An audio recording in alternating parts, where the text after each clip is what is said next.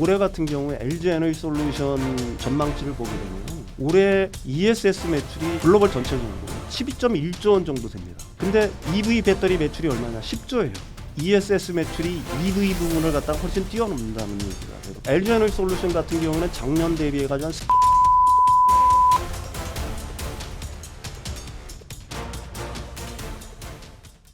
안녕하세요, 윤석철입니다. 일단은 사실 이번 전쟁으로 인해서 모든 국가는 사실 그걸 갖다가 절감했을 것 같아요. 화석 연료에 의존한 어떤 에너지 소비 이런 어떤 게 얼마나 위험하다는 걸 갖다가 사실은 피부로 절감했을 것 같고요.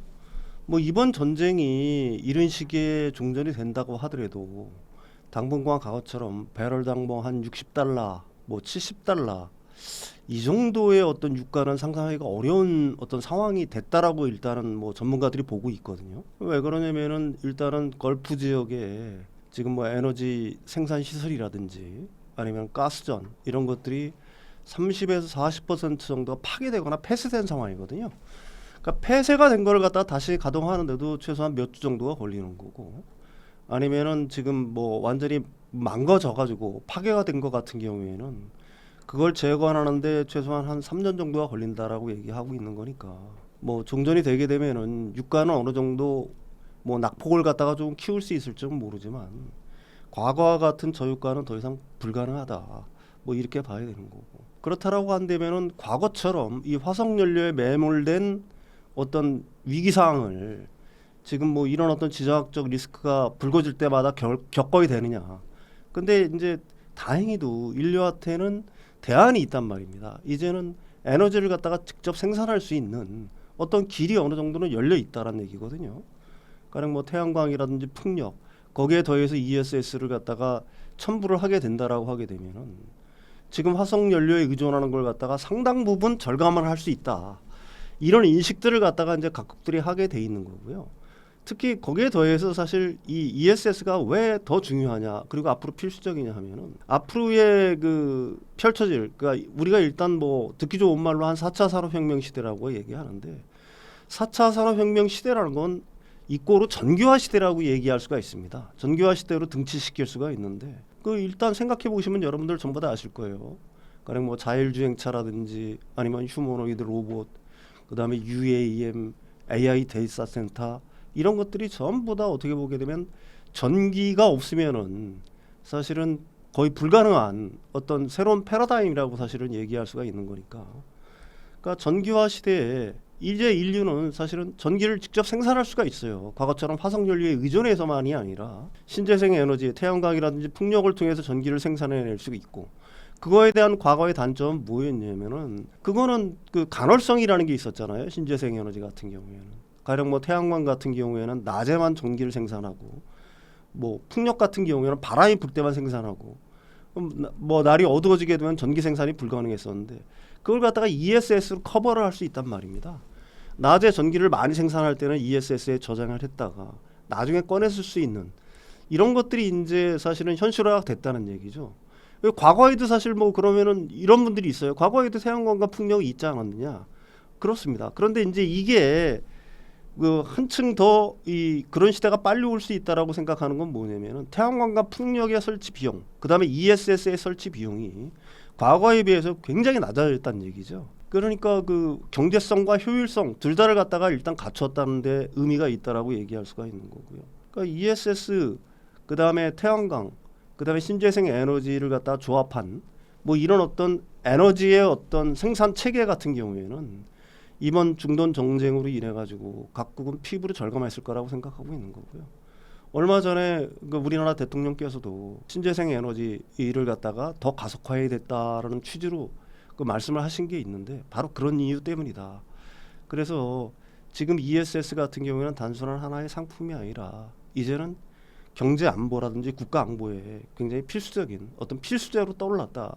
이렇게 말씀드릴 수가 있을 것 같습니다. 뭐 수많은 기관들이 얘기를 해요. 올해 같은 경우도 작년 대비해서 30에서 80% 정도 성장할 거라고 보고 있는데 저는 그게 의미가 없다라고 생각해요. 이번 전쟁이 만약에 없었다라고 한다면은 지금 이런 각국의 어떤 전망들이 어느 정도 의미가 있었을지는 모르겠는데 이번 전쟁으로 인해서 각들은 특히 아시아국들, 우리나라, 일본, 대만 뭐 이런 나라들 같은 경우에는 어떻게 보게 되면 피부로 절감을 했겠죠. 반드시 에너지의 어떤 패러다임을 갖다가 생산 패러다임을 전환해야 된다는 걸 갖다가 피부로 절감을 했을 것 같고요. 그건 뭐 그 아시아 국가들뿐만이 아니라 중국은 뭐 일단 뭐 작년부터 재작년부터 시작해서 거의 뭐 신재생 에너지 플러스 ESS로 거의 그 세계에서 가장 빠르게 전환을 해내고 있는 거고요. 미국 역시 마찬가지고요. 중동도 역시 마찬가지가 될 수밖에 없겠죠. 이번 전쟁이 끝나게 된다라고 하게 되면은 왜 중동에서 뭐 가스라든지 오일이 있는데 왜 이쪽으로 자꾸 추진하려고 하느냐 하고 의문을 제기하시는 분들이 있는데 가장 중요한 거는 이 신재생 에너지 플러스 ESS가 가장 빠르게 전력을 추가할 수 있는 수단입니다. 가령 원전 같은 경우에는 짓는데 한 10년 정도 걸리잖아요. 가스를 이용한 발전소라든지 화석연료 발전소 같은 경우도 최소 2년 이상 걸립니다. 근데 태양광 플러스 ESS 같은 경우에는 1년 6개월 정도밖에 안 걸려요. 그러니까 이쪽에 더 각국이 열을 낼 수밖에 없는 거고요. 인도 역시 대규모 ESS 전환을 갖다가 설치하겠다고 이미 발표를 했고요. 유럽도 마찬가지고요. 그래 올해 얼마가 이 ESS 시장이 성장할지 그거를 갖다가 섣부르게 얘기할 수 없는 단계다. 그러니까 모두의 예상치를 갖다가 훨씬 뛰어넘는 어떤 설치 붐이 발생할 수가 있다. 저는 이렇게 생각을 하고 있습니다. 그러니까 작년까지만 하더라도 ESS 배터리 시장이 EV 시장이 한 20% 정도밖에 안 될 거라고 계속해서 얘기를 했었어요. 근데 올해 같은 경우에 LG 에너지 솔루션 전망치를 보게 되면은 올해 ESS 매출이 그러니까 글로벌 전체적으로 12.1조 원 정도 됩니다. 근데 EV 배터리 매출이 얼마냐? 10조예요. 그러니까 ESS 매출이 그 EV 부분을 갖다가 훨씬 뛰어넘는다는 얘기가 되는 거고요. LG 에너지 솔루션 같은 경우는 작년 대비해 가지고 한 3배 정도 성장할 거라고 보고 있어요. 한 300% 이상 성장할 거라고 보고 있거든요. 삼성 SDI 같은 경우가 작년에 한 3조 원 정도 했어요. ESS 매출이. 그래서 전사 매출의 한 22%를 차지했는데 이게 올해 한 4조 6천억으로 늘어납니다. 그러면 그게 어느 정도 되냐면은 전사 매출의 한 30%를 넘어가는 거거든요. 특히 ESS 부분 같은 경우에는 사실 그래요. 이 캐파가 얼마가 되느냐가 문제지. 캐파를 늘리면 늘릴수록 제가 생각하기에는 거의 쇼티지 상황일 거다. 그렇게 보고 있습니다. EV 관심 지수라는 게 있죠. 그러니까 사람들이 얼마나 EV에 대해서 검색하거나 뭐 이런 걸 갖다가 이제 체크를 하는 그런 어떤 지수인데 글로벌 전체적으로 보게 되면 3월 달에 전쟁 발발한 이후에 20%가 올랐어요. 이게 그 작년을 100으로 놓고 봤을 때 올해 120%가 됐다는 얘기거든요. 유럽이 48%, 아시아 신흥국에서 44%, 미국에서 거의 한 30%, 한국도 거의 한 30% 정도 이 검색량이 증가했거든요. 이 검색량의 증가라는 건 관심도를 반영하는 거고요. 관심도가 높아지면은 반드시 그 EV를 사게 돼 있습니다. 이게 넌 뭘 믿고서 그렇게 자신하냐라고 이렇게 물어보시는 분들이 있을 텐데 2022년도에 러시아하고 우크라이나 간에 전쟁이 터졌잖아요. 당시에 유가가 배럴당 당시에도 100달러 이상이 갔습니다. 그때 글로벌 시장의 EV 성장률이 얼마나 됐느냐? 21년도에 비해서 무려 55%나 성장을 했어요. 근데 지금은 뭐 글쎄요. 그거보다 더한 상황이라고 얘기할 수가 있겠죠. 올해 EV 성장 같은 경우에는 이 중동 전쟁의 영향으로 어떻게 보게 되면 전 세계적으로 폭발적으로 다시 증가할 수 있는 개연성이 충분히 있다. 그렇게 보고 있는 거고요. 2월 달에 우리나라 같은 경우만 하더라도 YOY로 160% 이상 성장한 줄 알고 있어요. 3월 달에도 엄청나게 성장한 줄 알고 있습니다. 그러니까 이번 기회가 아니죠. 어떻게 보게 되면 인류 전체적으로는 불행한 일이지만 이게 이제 유가를 갖다가 굉장히 올린 거고요. 간단하게 생각하면 그런 거 아니겠습니까? 기름 들어가면은 보통은 뭐 이제 짜증부터 나죠. 그렇게 된다라고 하게 되면 차를 바꾸려고 하는 사람들 같은 경우에는 당연히 전기차를 갖다가 고려할 수밖에 없는 거고요. 특히 이런 유가가 뭐 아까도 말씀드렸지만 당분간 그렇게 쉽게 내려갈 가능성이 그렇게 크지가 않다. 내려간다고 하더라도 뭐 대충 한 80달러에서 한 90달러 정도 선을 갖다 유지할 거라고 본다라고 하게 되면 올해 내내 고유가 상황이 유지된다고 봐야 되겠죠. 이런 상황들은 이제 소비자들로 하여금 그 전기차 선택을 갖다가 더 늘리는 어떤 그 기제로 작용할 거다 이렇게 보고 있습니다. 배터리를 갖다가 일단 안보 자산으로 규정을 한 이상 이런 흐름들은 계속해서 진행이 될 수밖에 없는 거고요. 미국은 계속해서 그 중국산 배터리를 갖다가 막을 겁니다. 정권이 바뀐다고 하더라도 지금 공화당 정권에서 그냥 민주당 정권으로 바뀐다고 하더라도 오히려 더 가열차게 막으면 막았지 풀어주지는 않을 거예요. 일단은 IRA 그 FEOC 규정에 의해 가지고 2032년까지는 뭐 막게 돼 있잖아요. 여러 가지로 그러니까 그때까지는 문제가 없을 것 같고요. 유럽 같은 경우에는 사실은 기존에 뭐 중국산 배터리를 갖다가 원천적으로 배제하지는 않았죠. 근데 이제 그 간접적인 방식으로 계속해서 그 뭐라고 할까요? 중국산 배터리에 대한 어떤 규제를 늘리고 있는 상황이라고 얘기할 수가 있습니다. 가령 뭐 핵심 원자재법이라든지 배터리 여권제라든지 아니면 배터리 재활용제라든지 심지어 최근에 이제 입법이 예고가 되고 있는 산업가속화법 등등이 사실은 중국산 배터리를 갖다 배제하려고 하고 있는 거거든요. 근데 지금 유럽에서의 중국산 배터리 점유율이 일단 한 65% 정도가 돼요. 근데 이 부분이 점점 줄겠죠. 이런 어떤 규제가 가속화되면 될수록. 그래서 그 기간 자체를 갖다가 섣불리 뭐 얘기할 수는 없는 것 같고요. 어쨌든 지금 유럽이라든지 미국 같은 경우에는 배터리 자체를 갖다가 안보 자산으로 규정을 하고 있는 거고요. 안보 자산으로 규정을 하고 있는 한 중국산 배터리를 갖다가 섣불리 뭐 단기간 내에 어떤 규제를 풀어준다? 뭐 이런 거는 상상할 수 없다 이렇게 말씀드릴 수가 있을 것 같아요. LG엔솔 같은 경우가 제일 빠르다라고 얘기할 수가 있겠죠. 사실 LFP ESS 배터리 같은 경우에는 LG 에너지솔루션 같은 경우는 중국 난징 공장에서 벌써 계속해서 만들고 있었어요.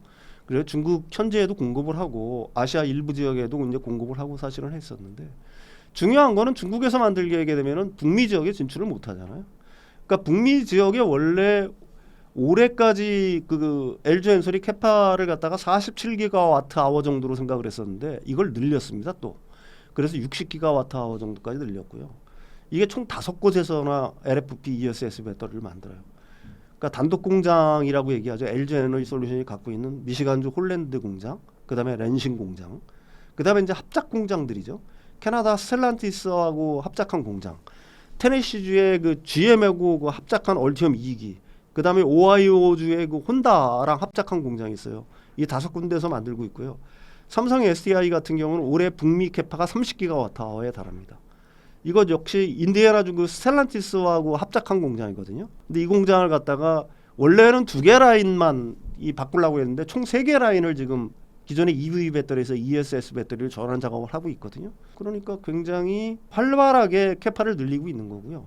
LG 에너지솔루션 같은 경우에는 유럽의 폴란드 공장이 있지 않습니까? 그쪽의 일부 라인도 ESS 라인으로 전환하는 걸 갖다가 지금 고려하고 있는 중으로 알고 있어요. 예. 일단 초기에는 하이엔드 시장이겠죠. 그냥 뭐 그 자동차 같은 경우에는 최고급 자동차 뭐 페라리라든지 포르쉐 이런데 일부 차종에 쓰일 수가 있을 거고요. 그 다음에 이제 뭐 휴머노이드 로봇이라든지 아니면은 방산용으로 이제 제가 생각하기에는 방산용으로 많이 쓰일 것 같아요. 왜 그러냐면 거기는 가격에 그렇게 크게 구애를 받지 않으니까. 근데 이제 그 초기에는 그런 거고요. 이제 이게 그 가격이 초기에 비해서 굉장히 낮아져야겠죠. 낮아지게 된다라고 하게 되면은 뭐 지금의 그 하이니켈 아니면 울트라 하이니켈을 갖다 채용하고 있는 일종의 그 중간 이상의 어떤 전기차 분야에서도 사실은 뭐 어느 정도 쓰일 수가 있겠죠. 그렇지만 당분간은 상당 기간은 LFP 배터리, 그다음에 삼원계 배터리, 그다음에 전고체 배터리가 어떻게 보면 공존하는 서로의 영향을 받고 공존하는 어떤 방식으로 진행될 가능성이 굉장히 높아요. 그러니까 LFP 배터리 같은 경우는 ESS용으로 쓰이는 거고요. 삼원계 배터리 같은 경우는 볼륨급 이상의 자동차, 그다음에 전고체 배터리는 완전히 하이엔드급 전기차라든지 휴머노이드 로봇이라든지 UAM이라든지 아니면 방산용 배터리를 쓰일 가능성이 굉장히 높다. 이렇게 말씀드릴 수가 있을 것 같아요. 예. 이게 사실은 LG에너지솔루션 같은 경우는 압도적 수주량과 액수를 갖다가 갖고 있는 거거든요. 지금 ESS 부분만 한 140기가와트아워 정도 되고 있는 줄 알고 있고요. 원통형까지 합치면 한 300기가와트아워 정도 되고 있는 거고, 금액으로 따지면 지금 배터리 가격이 내려갔다라고 하는데 약 400조 원이에요. 이게 10년치 물감이라고 사실은 얘기할 수가 있는 거거든요. 그 밸류를 갖다가 사실은 해보면은 27년에 그 에비타 그러니까 삼각전 영업이익을 보게 되면 대충 한 10조 원 정도로 예상을 해요. 이게 이제 2차 전지 그 셀업체들을 갖다가 우리가 그 밸류에이션을 할 때는 EV 에비타 방식으로 해야 됩니다. 왜 그러냐면은 워낙 그 초기 캐파 비용이 많이 들어가기 때문에 설비 비용이 많이 들어가기 때문에 그러니까 감가상각비 상각전 영업이익으로 계산을 해야 되는 거거든요. 그게 한 10조 원 정도를 예상하니까 거기에 멀티플 한 15배 정도 준다고 해도 한 150조 원 정도 되는 거잖아요. 그렇다라고 한다면은 지금 금액으로 따지면 한 58만 원에서 한 59만 원 정도 될 거예요. 그러니까 아직도 가야 될 길이 굉장히 많다 뭐 이렇게 보고 있는 거고요. 일단 ESS가 그 아까도 말씀드렸다시피 이 LG에너지솔루션 전사 이익을 견인하고 있는 건 맞아요. 올해 같은 경우에는 EV 배터리 매출을 갖다가 훨씬 추월하니까 그러니까 ESS가 아까도 말씀드렸듯이 12.1조예요. EV가 10.1조고요. 근데 그 거기서 더한 건 뭐냐? 마진이 ESS 쪽이 훨씬 높아요. 왜 그러냐면 EV 쪽 같은 경우에는 OEM하고의 어떤 타협이라든지 뭐 이런 게 있잖아요. 전방 고객사. 그러니까 기존의 자동차사들하고 뭐 캐즘이고 뭐 여러 가지 이유를 대면서 가격 혁산력에서 그 EV 배터리 쪽으로는 거의 그 제가 알기로는 셋업체가 우위를 점하고 있지 못하는 줄 알고 있어요. 근데 ESS 배터리는 영업이익이 이게 엄청납니다. 30% 정도 이상 될 거예요. 왜 그러냐면 AMPC를 수령하기 때문에 그래요. AMPC를 1kWh당 그러니까 약 한 45달러 정도 수령을 해요. 그러면은 1kWh당 한 100달러 정도라고 본다라고 하기엔 배터리 가격이 45%를 갖다 AMPC로 수령하는 거거든요. 그러니까 그 영업이익 측면에서 EV 배터리보다는 ESS 배터리 부분이 월등하다 이렇게 얘기할 수가 있는 겁니다. 올해 연간 영업이익이 이제 흑자로 전환할 가능성이 굉장히 높다라고 보는 이유가 선제적으로 사실은 얼마 전에 손상 차손으로 다 털어버렸어요. 악성 뭐 이 뭐라고 할까요? 가동률이 낮은 뭐 자산들 같은 경우에는 다 손상 차손 처리를 해버렸기 때문에 비용으로 그 일단 먼저 다 떨어내 버린 겁니다. 악성 뭐 자산 같은 경우에는. 그러니까 그게 1분기, 2분기 지나가면은 삼성 SDI의 어떤 몸집을 갖다가 굉장히 가볍게 할 수가 있는 거고요. 그 다음에 이제 중요한 건 뭐냐면은 유럽에서는 그 전기차의 캐즘이 완전히 극복이 됐잖아요.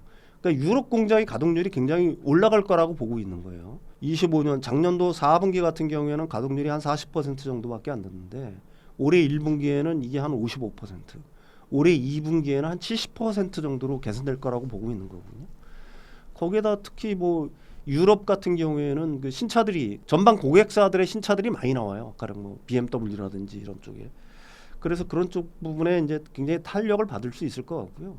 무엇보다도 또 가장 주목해야 될 건 뭐냐면은 삼성 SDI가 그 NCA 기반의 ESS, 그 다음에 그 LFP 기반의 ESS를 만드는데 뭐 LG에너지솔루션이나 LFP ESS 배터리를 만드는 건 다 똑같은데 중요한 거는 이제 고출력. 3원계의 고출력 그 UPS라든지 BBU를 만든다는 거예요. 그러니까 UPS 같은 경우는 데이터 센터가 0.1초라도 정전이 되면 안 되잖아요. 그러니까 순간적인 출력을 요구해요. 기존의 그러니까 ESS랑은 다르게 또 BBU 역시 마찬가지죠. 배터리 백업 유니트라고 해가지고 이게 서버 하나 단에 렉 하나마다 이 거기에 특별한 문제가 생길 수 있지 않습니까? 바깥에서 문제가 아니라 그 서버 자체 내에 어떤 문제가 생길 때 전원이 끊어지지 않게 하는 게 바로 BBU라고 하는 건데 이쪽에는 이제 삼성 SDI가 굉장히 큰 어떤 특장점을 갖고 있어요. 그래서 중국의 배터리들하고 여기서는 경쟁을 하지 않아도 될 정도로 경쟁력이 굉장히 우수한 배터리 제품들을 만들고 있기 때문에 두 개 부분이 굉장히 큰 올해 그 효자 노릇을 할 거다 이렇게 보고 있습니다. 리치캠프 신간 2030 혁신테크 주도주 시리즈 우주테크 탐사의 시대를 넘어 투자와 산업의 우주가 열린다. 뉴스페이스 시대의 새로운 주도주와 밸류체인까지 산업분석 전문가 손정우 대표가 제시하는 미래를 이끌 주도주 분석 리치캠프에서 확인하세요. 본 방송에서 제공하는 투자 정보는 투자 판단에 참고만 하시기 바랍니다. 저희 이트렌드는 개인 투자자에게 전화, 메시지 등 개별 접근을 하지 않습니다.